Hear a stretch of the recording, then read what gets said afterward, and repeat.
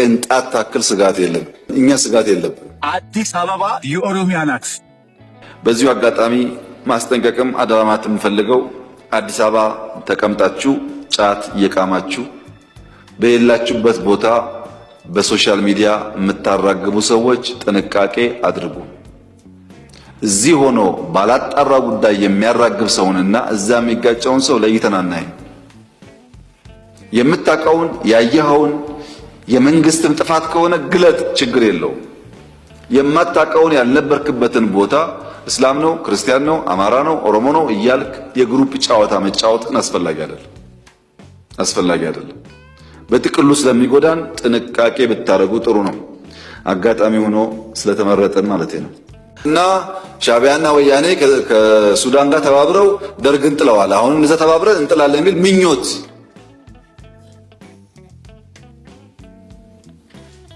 እንኳን ሻዕቢያና ወያኔና ሱዳን ሌላም ቢጨመር በኢትዮጵያ ሉዓላዊነት ቅንጣት ታክል ስጋት የለም። እኛ ስጋት የለብን። ሰዎች ባፈጀ ስልት ድሮ በሰራ ስልት አሁን ለመጠቀም መሞከር ጠቃሚ አይደለም።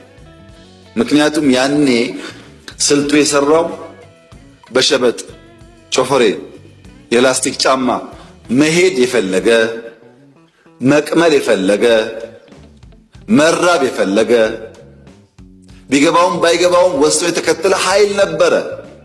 አሁን ግን 22 እና መገናኛ ህንፃ አስቀምጠህ እዛ በመቀመጥ አይሆንም ማለት ነው። ትግራይ ጦርነት እንዲፈጠር ሰፊ ፍላጎት አለ። እምቢ ያልንበት ምክንያት ትርፍ የለውም ብለን አሁንም ለሰላም በራችን ክፍት ነው።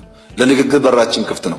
መወያየት የምንፈልገው ሰላም ማምጣት የምንፈልገው በእኛ በኩል ትተን ተጎርተን ለትግራይ ሰላም ከመጣ ፍላጎታችን እሱ ነው። ቲፒኤልኤፍ 50 ዓመት ፖለቲካል ፓርቲ ሆኖ አንጋፋ ፓርቲ ሆኖ ወጣቱን ትውልድ ማመን ካልቻለ ኪሳራ። በፍጹም አትጠብቁ።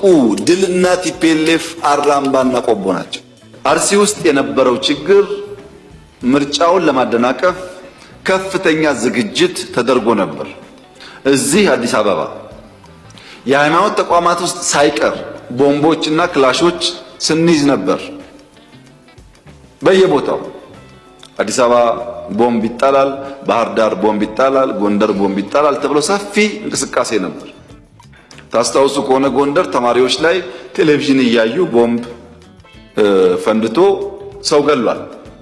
ተማሪዎች ፖለቲከኛ አይደሉም። ምናልባት የዚህ መንግስት ተቃዋሚ ሊሆኑ ይችላሉ። በሐሳባቸው ማንነታቸው ሳይለይ ዝም ብሎ ቦምብ ጥሎ ሰው መግደል ምን አይነት ፖለቲካና እውቀት እንደሆነ አይገባኝም። ልክ እንደዚሁ የምርጫ ጣቢያዎች ላይ ከፍተኛ ጥንቃቄ ስለነበረ ያቃታቸው ኃይሎች ህዝቡን ሊያጠቁ ወደ አንድ መንደር ሄዱ። አርሲ ውስጥ እዚያ መንደር ህዝብ የሚከላከል ኃይልና ህዝብ የሚያጠቃ ኃይል ተጋጠመ። በጥቅሉ አርሲ በነበረው ግጭት ህይወታቸው ያለፈ 11 ሰዎች ናቸው።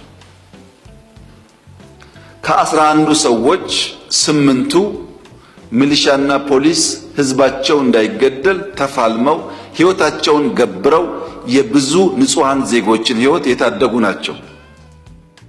እነዚህ ፖሊስና ሚሊሻዎች ክብር አይገባቸውም? እነዚህ ፖሊሶች ሚሊሻዎች ቤተሰብ የላቸውም? ልጆች የላቸውም? ለኛ ሞተው ሲያበቁ እነሱ እንደማወደስና እንደማመስገን የነሱ መስዋዕትነት ማራከስ በብዙ ፖለቲከኞች ይታይ ነበር። አሳፋሪ ነው። በእርግጥ 3 ንጹሃን ዜጎች በዚያ ግጭት ውስጥ ሞተዋል። በነበረው ግጭት ውስጥ ለምሳሌ የሃይማኖት መልክ መስጠት ታስቦ ነበር፣ ግን እዚህ ውስጥ ሙስሊሞች ሞተዋል። ባይዘው ሙስሊሞች የሞቱት በንጹሃን ዜጎች ብቻ አይደለም። ህዝብ ለመታደግ እየተፋለሙ የሞቱ ሚሊሻና ፖሊሶች ሙስሊሞች አሉበት። ምኑን ሃይማኖት ግጭት?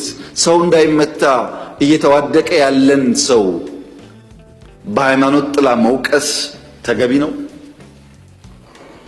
ነገሩንስ በወጉ በቅጡ ሳይገነዘቡ ማራገብስ ተገቢ ነው?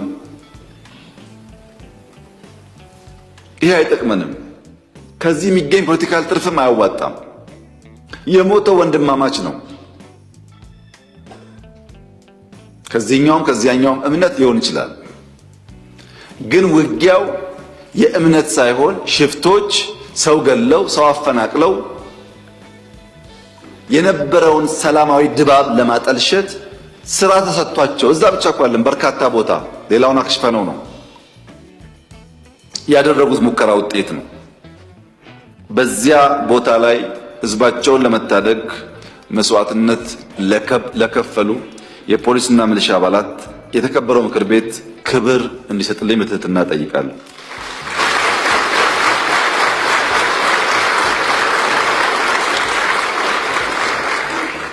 ጀግኖችን በዚያ መንገድ ማስታወስና ማወደስ የሁላችን ባህል ካልሆነ ሰላማዊት ኢትዮጵያን ማየት አንችልም። በዚህ ጉዳይ የተሳተፉ 22 ተጠርጣሪዎች በህግ ቁጥጥር ስር ይገኛሉ። በርካታ የአባባሱ ሰዎችም እንዲሁ ተይዘዋል። የተፈናቀሉ ከ90% በላይ ተመልሰዋል። የቀሩትን በቅርቡ ይመለሳሉ። በነበረው ግጭት ሸሽተው የወጡ ሰዎች ነበሩ።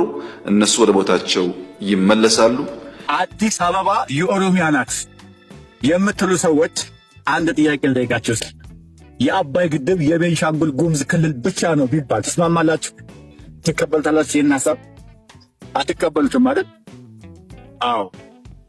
የኢትዮጵያ ሕዝብ ያለውን ሁሉ አዋጥቶ ተርባርቦ አባይ ግድብን ቤንሻንጉል ላይ የሰራው ለቤንሻንጉል ጉሙዝ ክልል ለማስረከብ ሳይሆን የጋራ ተጠቃሚነት ለመገንባት ለጋራ ሀብት ተብሎ አዲስ አበባም የተገነባችው በመላ ኢትዮጵያውያን ርብርብና ሀብት እንጂ በኦሮሚያ ብቻ አይደለም። ስለዚህ አዲስ አበባ የመላ ኢትዮጵያውያን ንብረት ስትሆን መመራት ያለባት ደግሞ በራሱ በአዲስ አበባ ነው። ይሄ ነው የሚያዋጣን አገር የሚያስገነባን ሀሳብ እንጂ አዲስ አበባን የኦሮሚያ ብቻ የማድረጉ ሀሳብ በመላ ኢትዮጵያውያን ላይ ዳይሬክት ጦርነት እንደማወጅ የሚቆጠር ጫፍ የረገጠ የጽንፈኝነት ሀሳብ። ስለዚህ አዲስ አበባ ተገንብታ አምሮባት ስታዩት ብዙ አትቋምጡ፣ ብዙ አትሻፍቱ። አዲስ አበባ የጋራችን ናት። ለኦሮሚያ ክልል ይሁን የሚል ሀሳብ ከፍተኛ መነጋገሪያ ሆነዋል። የህግ ባለሙያዎች እንደሚያስረዱት ይህ ሀሳብ ከተተገበረ የፌዴራል መንግስት በከተማዋ ላይ ያለው የቀጥታ በላይነት የሚያበቃ ሲሆን የከተማዋ መዋቅር የበጀትና የመሬት አስተዳደር እንዲሁም የስራ ቋንቋ በኦሮምኛ ክልል ህግጋት ማዕቀፍ ስር የሚወድቅ ይሆናል። በአዲስ አበባ የመጨረሻ ህገ መንግስታዊ አወቃቀር ላይ እስካሁን የተደረሰ አጠቃላይ መግባባት የሌለ ሲሆን የህዝቡን ትኩረት የሳቡ የክርክር ሀሳቦች እንደቀጠሉ ይገኛሉ።